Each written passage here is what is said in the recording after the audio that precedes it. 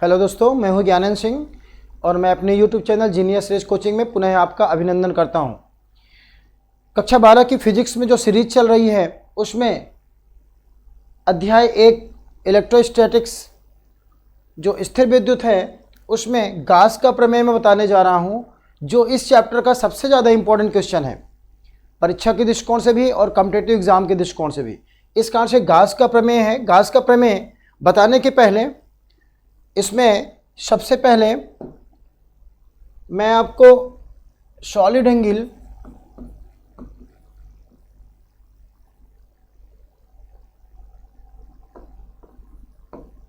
घन कोण के बारे में थोड़ा सा परिचय दे दूं, क्योंकि इसके बिना गास का प्रमेय आप पढ़ नहीं सकते हो। घन कोण क्या है? देखिए, अगर कोई भी पृष्ठ है या सरफेस है और इसके कोई एक छोटा सा सरफेस हम ले लेते हैं, छोटा सा क्षेत्रफल ले लेते हैं और यहाँ से इसमें एक कोण बना देते हैं,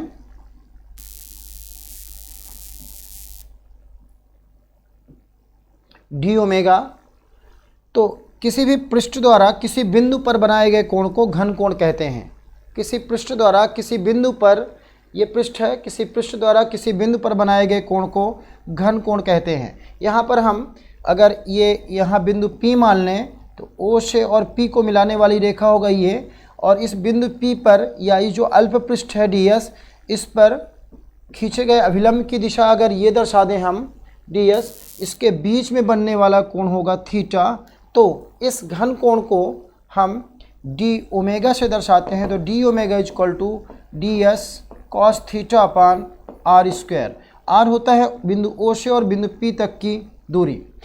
इसको समझने के लिए अगर हम ऐसा समझ लें कि यदि हम कभी भी तरबूज लेने जाते हैं और अगर पूछते हैं कि तरबूज पका हुआ है कि नहीं, तो उसमें क्या होता है कि वो जो सब्जी वाला होता है या फल वाला होता है तो वो इस तरह से तरबूज का एक छोटा सा टुकड़ा काट कर और निकालता है और दिखाता है कि तरबूज पका हुआ है कि नहीं है। तो इसके हम छोटे से भाग को इस तरह से काट कर और देखते हैं।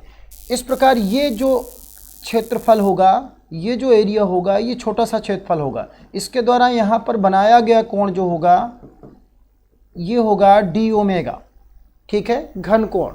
अब देखिए, घन कोण का मान हो गया d omega equal to d s cos theta upon square. इसको अगर हम इंग्लिश में बोलें तो इस तरह से बोलेंगे, the angle subtended by any surface at any point is called solid angle. किसी पृष्ठ द्वारा किसी बिंदु पर बनाए गए कोण को घन कोण कहते हैं। अब देखिए, अगर हम इसका पूरा कोण निकालना चाहते हैं तो ओमेगा इक्वल टू करेंगे इंटीग्रेशन डी ओमेगा, और जब ओमेगा का हम इंटीग्रेट कर देंगे, समाकलन कर देंगे डी ओमेगा का, तो ये हो जाएगा d s cos theta upon r square, और इसकी जो वैल्यू होती है वो निकलती है 4 पाई। ठीक है, इंटीग्रेशन डी ओमेगा का मान कितना निकलता? 4 पाई। और ये क्या होता है 4 पाई? पूरे पृष्ठ द्वारा इस बिंदु पर बनाए गए कोण को क्या बोलते हैं? 4 पाई। ठीक है, संपूर्ण पृष्ठ द्वारा किसी बिंदु पर बनाया गया कोण कितना हो जाएगा? 4 पाई। अब इसका मात्रक क्या होता है? स्टेरेडियन। घन कोण का मात्रक होता है स्टेरेडियन। ठीक है, इतनी बात आपको समझ में आ गई कि किसी पृष्ठ द्वारा किसी बिंदु पर बनाए गए कोण को घन कोण कहते हैं। ठीक है, और इसका मान कितना होता है? D omega. डी ओमेगा का सूत्र क्या होता है? D s cos theta upon r square. ठीक है, अब देखिए, अब हम चलते हैं गास के प्रमेय में।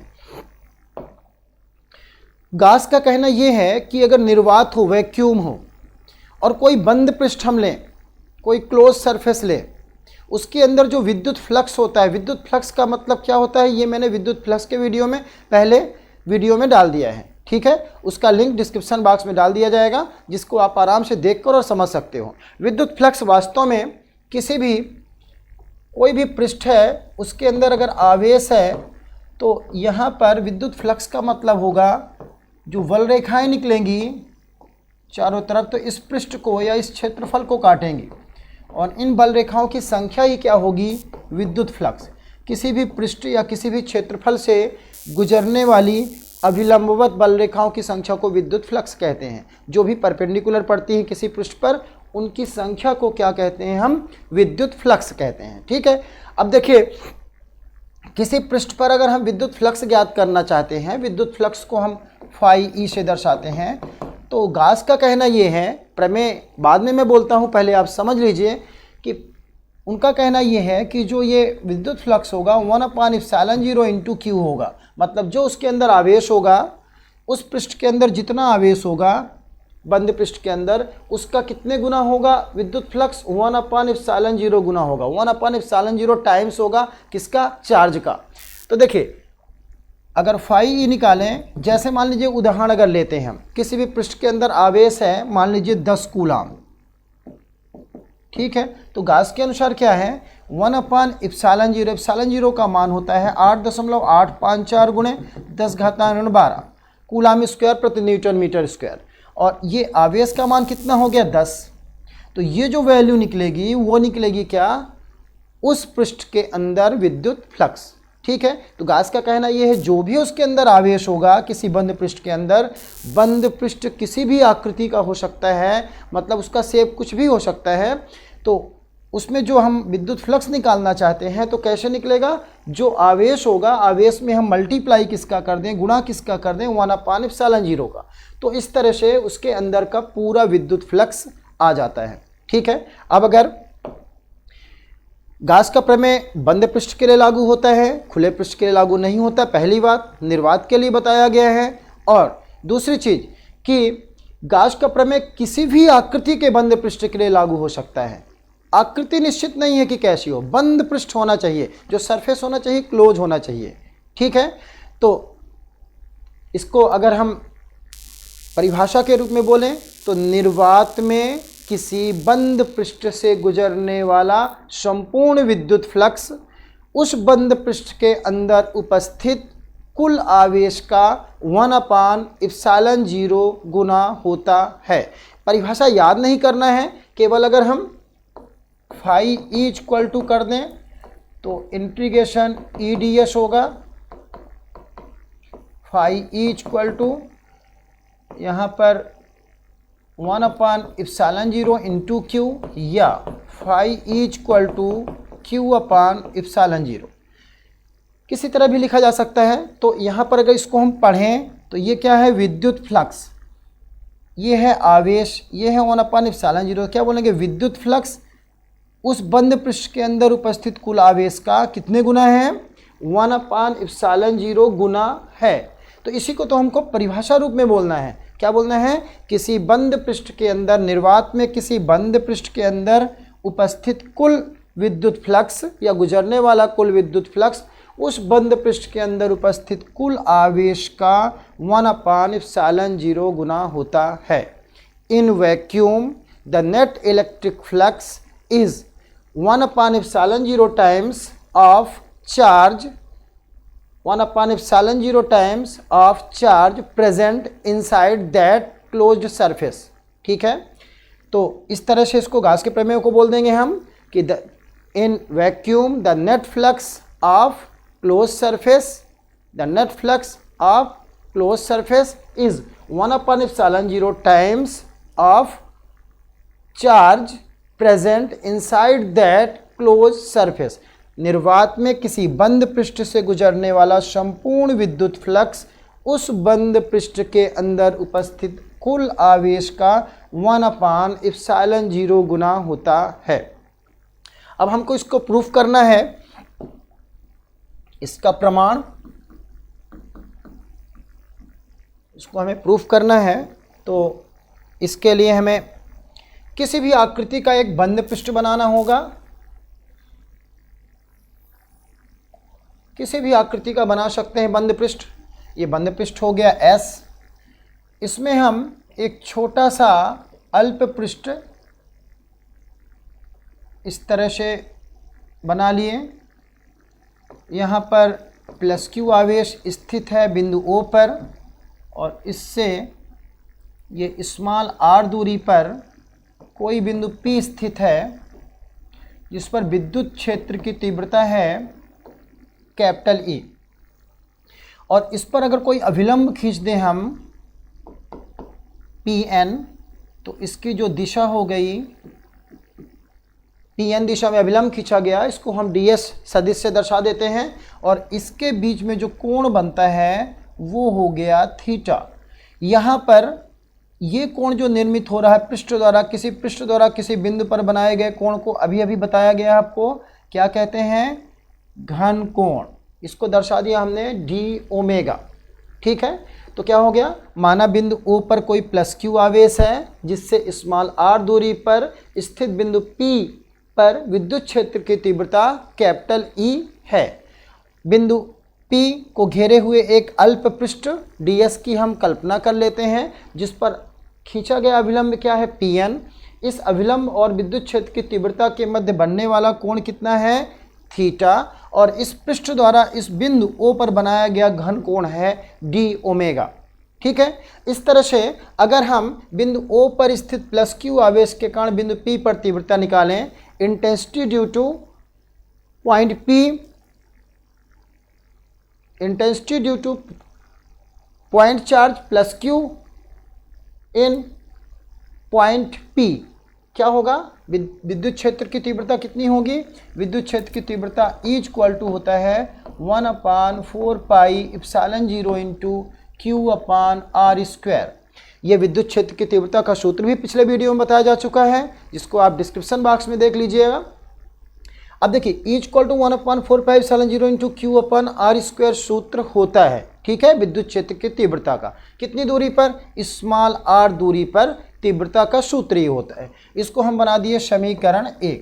अब यहाँ पे 1/4 पाई एप्सिलॉन 0 कैपिटल K क्यों नहीं लिखा गया है? क्योंकि कैपिटल K का मान वायु या निर्वात के लिए कितना होता है? 1। जो परावैद्युतांक होता है डाइलेक्ट्रिक कांस्टेंट, उसकी वैल्यू कितनी होती है? 1।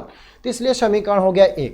अब देखिए यहाँ हम अल्प पृष्ठ द्वारा, छोटे से क्षेत्रफल द्वारा हम बिंदु P पर जो डी ओमेगा घनकोण बन रहा है, इस आधार पर हम यहाँ पर क्या ज्ञात करेंगे? अल्प विद्युत फ्लक्स। तो ये हो जाएगा d phi E equal to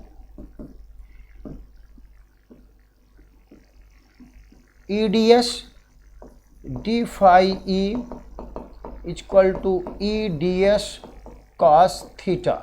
ये भी विद्युत फ्लक्स डी फाई ई जो विद्युत फ्लक्स है इसका मान ई डी एस कॉस थीटा होता है। ये भी विद्युत फ्लक्स वाले वीडियो में पहले ही बताया जा चुका है, डिस्क्रिप्शन बॉक्स में इसे देखेंगे आप। ये हो गया समीकरण 2।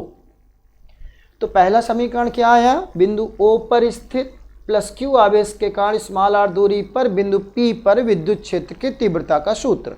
दूसरा क्या आया? अल्प विद्युत फ्लक्स किसके द्वारा? ये अल्प क्षेत्रफल ds द्वारा, ये जो क्षेत्रफल है ds है, इसके द्वारा अल्प विद्युत फ्लक्स, उससे गुजरने वाला कुल विद्युत फ्लक्स, अल्प क्षेत्रफल से गुजरने वाला कुल विद्युत फ्लक्स कितना आया? D phi equal to E d s cos theta. समीकरण 2। अब समीकरण 2 में ई दिख रहा है, देखिए यहाँ पर ये, और समीकरण 1 में ई का मान है, तो ये मान हम यहाँ पे रख सकते हैं। तो समीकरण 1 से मान समीकरण 2 में रखने पर, ठीक है, तो क्या हो गया? डी फाई इक्वल टू ई का मान हमने रख दिया 1/4 पाई एप्सिलॉन 0 इंटू Q/r² इंटू ये हो गया कितना? D s cos theta. अब इसी को अगर हम चाहें तो ऐसे भी लिख सकते हैं, d phi E equal to Q/4 pi epsilon 0 into d s cos theta upon r²।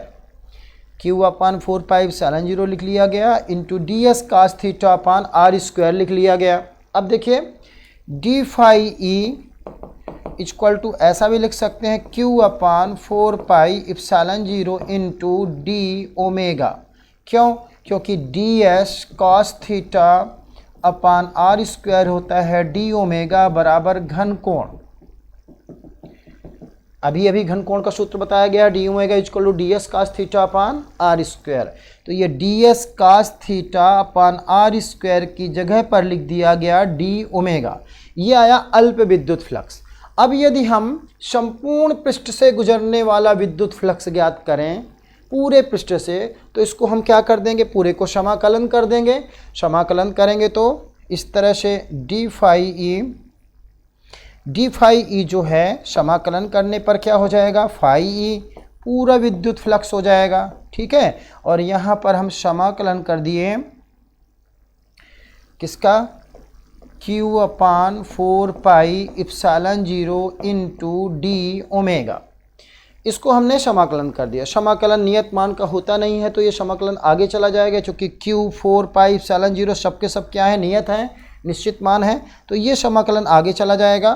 तो फाई ई इक्वल टू हो जाएगा Q अपान 4 पाई इप्सिलॉन 0 और समाकलन यहाँ पर आगे चला गया और हो गया डी ओमेगा। ठीक है, अब समाकलन डी ओमेगा अगर करते हैं तो टोटल ओमेगा का मान कितना आता है, 4 पाई बताया था। संपूर्ण पृष्ठ का अगर हम यहाँ पे समाकलन कर दें, घन कोण जो है सबका समाकलन कर दें, तो समाकलन डी ओमेगा कितना होता है, integration d omega equal to कितना होता है, 4 पाई। ये अभी आपको बताया गया है। तो चूंकि क्या होता है, समाकलन डी ओमेगा इक्वल टू कितना होता है, 4 पाई, इसलिए अगर हम इसका मान रख दें तो क्या हो जाएगा, phi E equal to Q upon 4 pi epsilon 0, ये तो पहले से ही है, समाकलन डी ओमेगा का मान हो गया 4 पाई। ये 4 पाई से 4 पाई कैंसिल हो जाएंगे, तो फाई ई इक्वल टू कितना बचा, Q अपान इप्सिलॉन 0। इसको या हम क्या कह सकते हैं, ऐसा भी लिख सकते हैं, phi E equal to 1 upon epsilon 0 into Q। इस तरह से ये जो सूत्र हमने शुरू में गाउस के प्रमेय का लिखा था वो प्रूफ हो जाता है, यहाँ पर ये प्रूव्ड हो गया। ठीक है, गाउस का प्रमेय यहाँ पर प्रूफ हो गया। कैसे, phi equal to 1 upon epsilon 0 Q, मतलब किसी बंद पृष्ठ से निर्वात में गुजरने वाला संपूर्ण विद्युत फ्लक्स उस बंद पृष्ठ के अंदर उपस्थित कुल आवेश का 1 अपान इप्सिलॉन 0 गुना होता है। ठीक है, ये प्रूफ हो गया। अब देखिए इसमें यदि हम इसकी स्थितियों की बात करें तो इसमें कंडीशन कभी कभी आ जाती हैं। तो स्थिति फर्स्ट, ये मान लें कि यदि उस बंद पृष्ठ के अंदर बहुत सारे आवेश स्थित हों, Q1, Q2, Q3, Q4। ठीक है, तो स्थिति फर्स्ट होती है यदि बंद पृष्ठ के अंदर अनेक आवेश Q1, Q2, Q3 ऐसे उपस्थित हों, तब फाई इक्वल टू कुल विद्युत फ्लक्स निकालना है। अभी हमने पढ़ा 1 अपान इप्सिलॉन 0 इंटू Q, तो इंटू Q में यहाँ पे क्या हो जाएगा, Q1 plus Q2 plus Q3 plus इस तरह से डैश डैश डैश सभी आवेशों को हमने जोड़ दिया। तो यहाँ पर फाई इक्वल टू क्या हो गया, 1 अपान इप्सिलॉन 0 और यहाँ पर हो जाएगा समीशन Q, सब आवेशों को जोड़ दिया गया है। ये आ गई स्थिति फर्स्ट। ठीक है, पहली स्थिति आ गई। अब देखिए दूसरी स्थिति देखते हैं, स्थिति सेकंड, यदि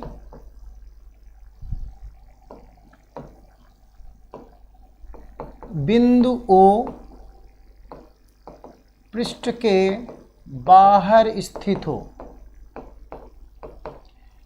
यदि बिंदु O पृष्ठ के बाहर स्थित हो, मतलब मान लीजिए ये अनियमित आकार का कोई पृष्ठ है और इसमें यहाँ पर बिंदु O स्थित है।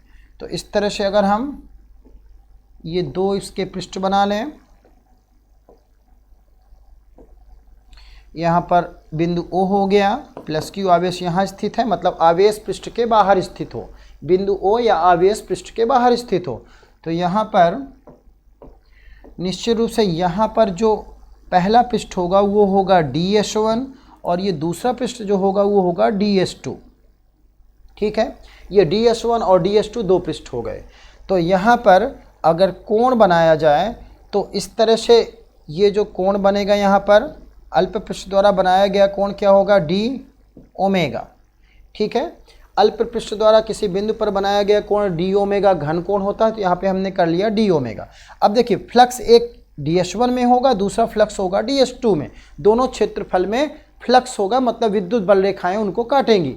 तो यहाँ पर देखिए, अगर दोनों पृष्ठों में लें तो इस पृष्ठ पर बल रेखाएं प्रवेश कर रही हैं, इस तरह देखें प्रवेश कर रही हैं, मतलब इस पृष्ठ में अंदर प्रवेश कर रही हैं, डाइवर्जेंट हो रही हैं, इसलिए इसका पृष्ठ क्या हो जाएगा, एक मिनट, कन्वर्जेंट हो रही हैं, इस कारण से इसका पृष्ठ में विद्युत फ्लक्स कितना होगा, ऋणात्मक। और इस वाले में डाइवर्जेंट हो रही हैं, मतलब फैल रही हैं, बाहर निकल रही हैं, तो उसमें क्या हो जाएगा, विद्युत फ्लक्स धनात्मक। अर्थात DS1 से संबंधित विद्युत फ्लक्स होगा ऋणात्मक और DS2 पृष्ठ से संबंधित विद्युत फ्लक्स होगा धनात्मक।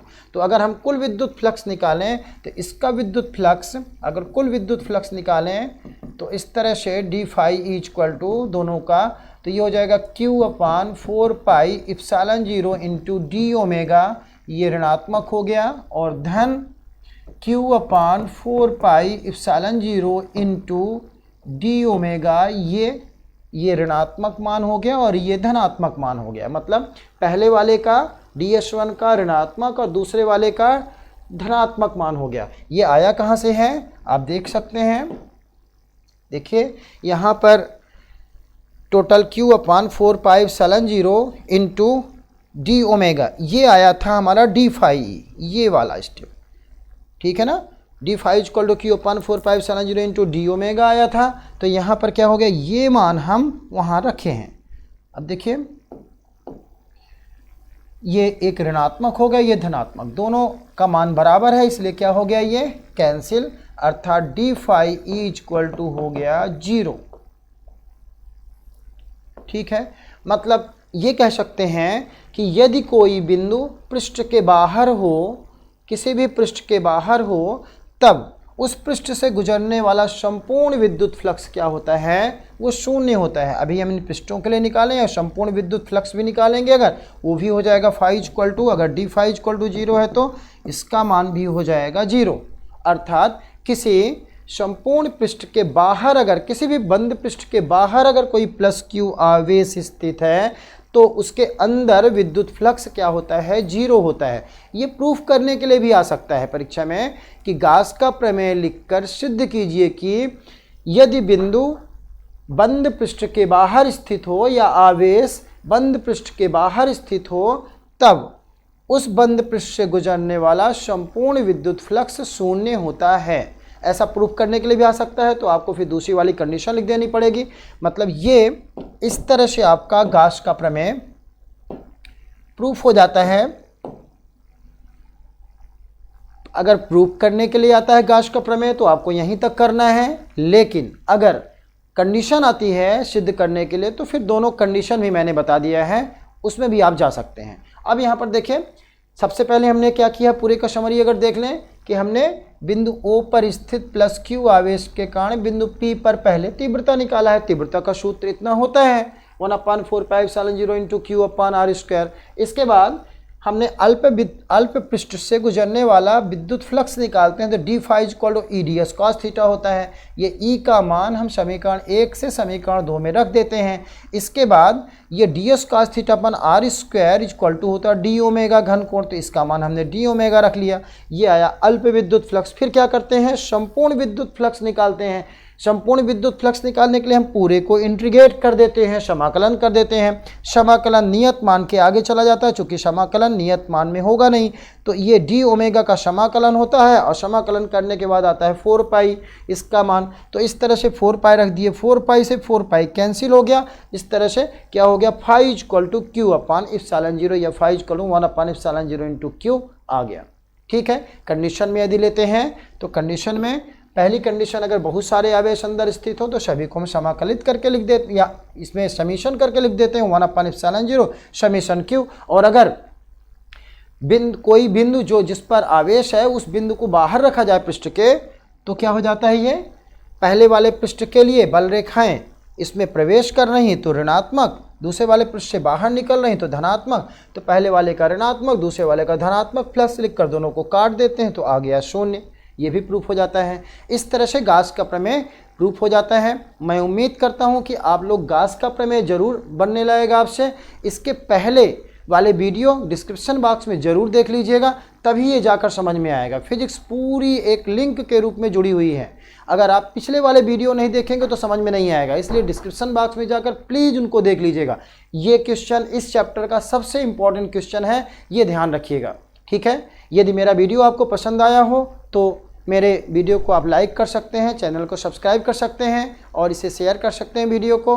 आप लोगों का बहुत बहुत धन्यवाद, आपने पूरा वीडियो मेरा देखा, इसके लिए बहुत बहुत हृदय से धन्यवाद देता हूँ।